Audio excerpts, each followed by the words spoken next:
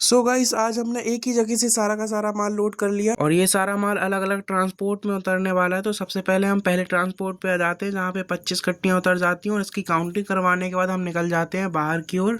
और यहाँ पे इतनी कुछ कट्टियाँ बची हुई हैं जो कि दो जगह पे उतरने वाली है। पहला है ट्रांसपोर्ट जहाँ पे हमने 10 कट्टियाँ आके उतार दी और यहाँ पे हमने काउंटिंग करवा के बाहर की ओर आ जाते हैं और इतनी कुछ कट्टियाँ बची हैं जो कि दुकान पे उतरेगी आगे चल के। और फिर हम पहुंचे इस दुकान पे और यहाँ पे अपनी हैप्पी खाली हो जाती, जितनी भी कट्टियाँ थी वो यहीं उतर गई।